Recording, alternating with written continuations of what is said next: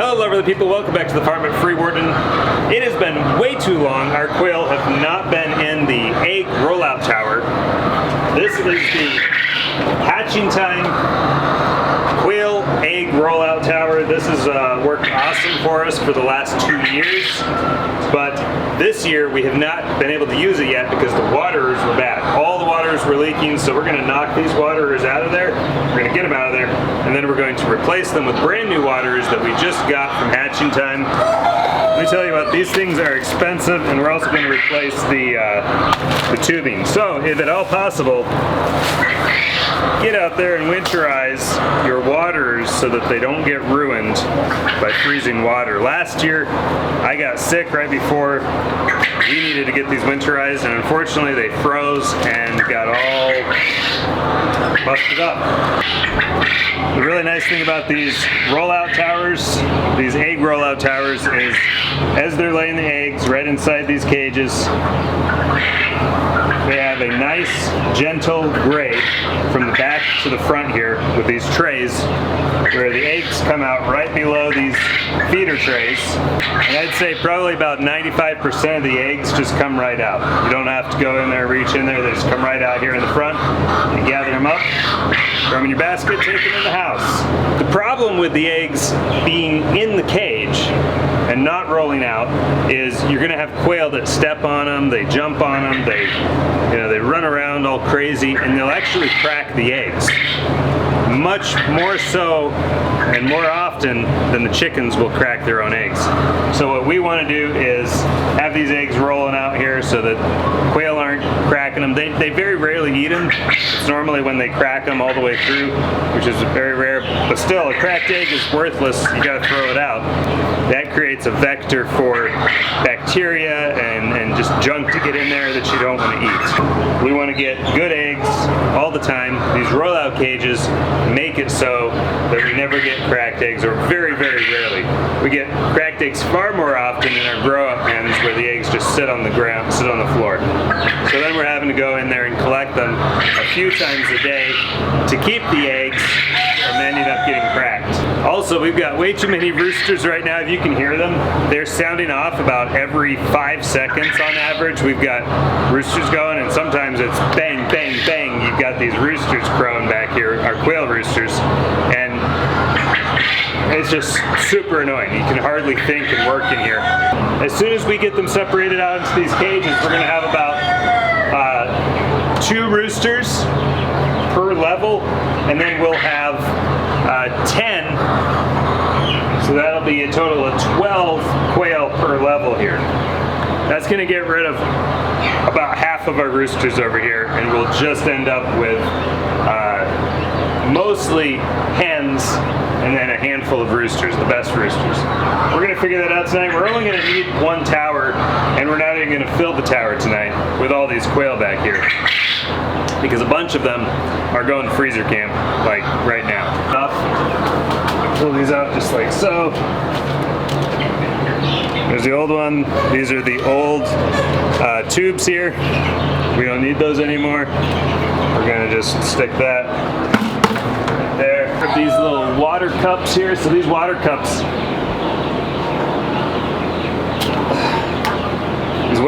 sit below the water. There's a little quail water nipple that comes down from here, like so, and this water cup sits right below it and catches the water. So this goes, just clips right on there, like so. Anyway, we'll get all that situated. We'll get all that put together here in just a minute.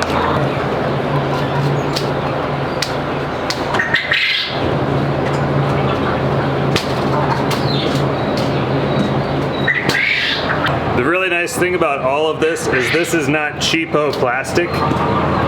This is expensive ABS. It's high impact ABS plastic. So this is the kind of stuff that they make vacuum impellers, vacuum fans out of. Back when I was working in the vacuum industry, this is the kind of stuff that you wanted your heavy duty stuff, the stuff that needed to be able to take heavy impacts. This is the kind of stuff that it was made out of. So this stuff is really strong. It's not that it can't break, it's not that it won't break, or that it can't snap here if you put a lot of pressure on it. It's just that it's going to be a lot more highly resistant to breaking and snapping than your traditional cheap plastic.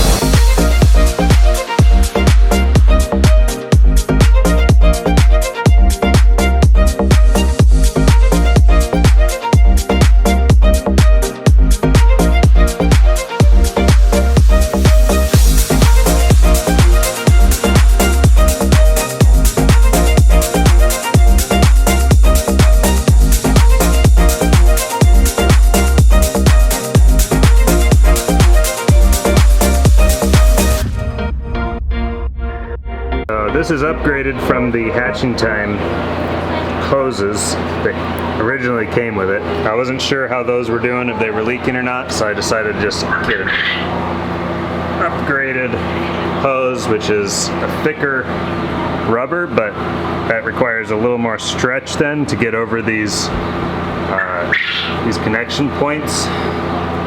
But I'm thinking that's going to help them seal up better. Not that the hatching time hoses had a problem originally, but they became problematic later on. So now these are going to be nice and soft in the heat,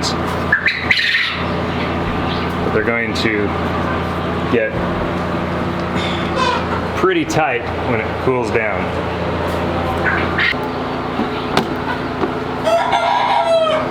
Alright, there we go. We got the water reservoir connected up there. Now for the final test. We know that this holds water and it doesn't leak, so let's see if the rest of this holds water without leaking. Got a little water coming up. Okay, that's good. Alright, so that is a great success. The brand new waters work. The brand new upgraded hoses work.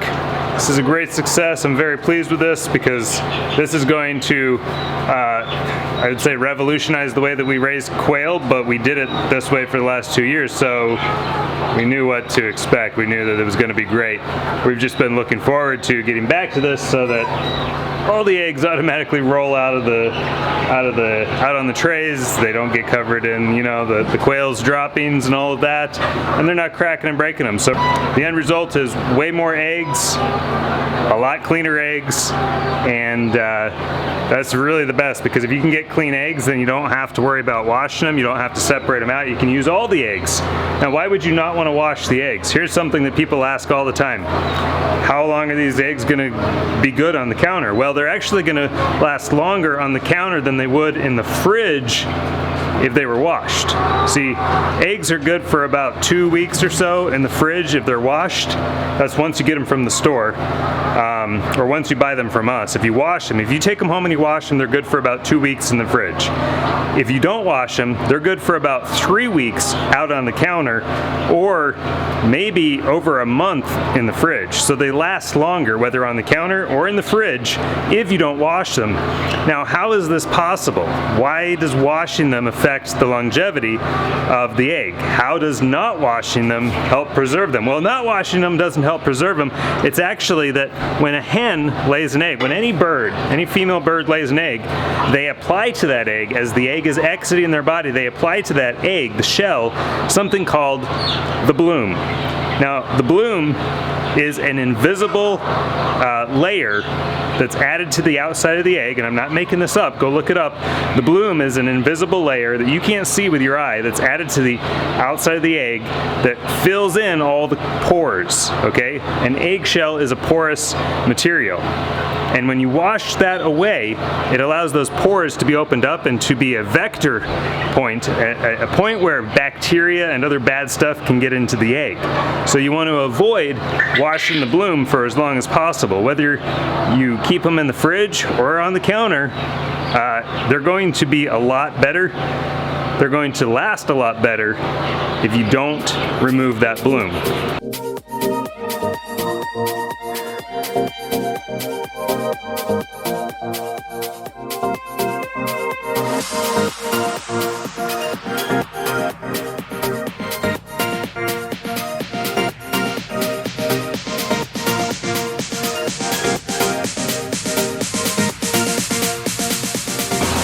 We just got back from the farmer's market earlier today before we started working on all of this.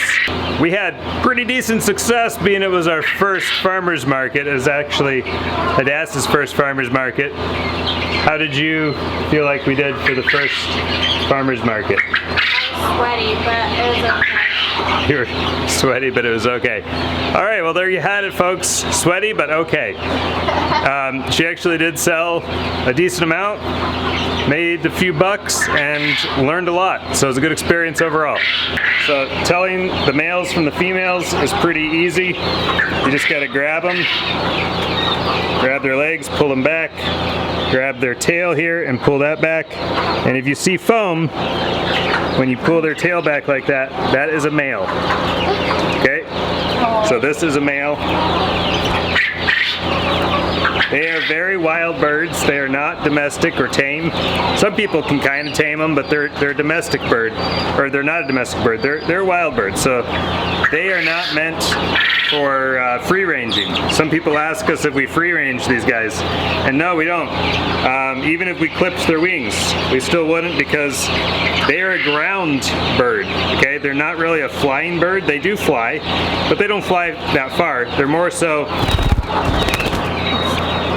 the kind of bird that will run across the ground and hide in the tall brush.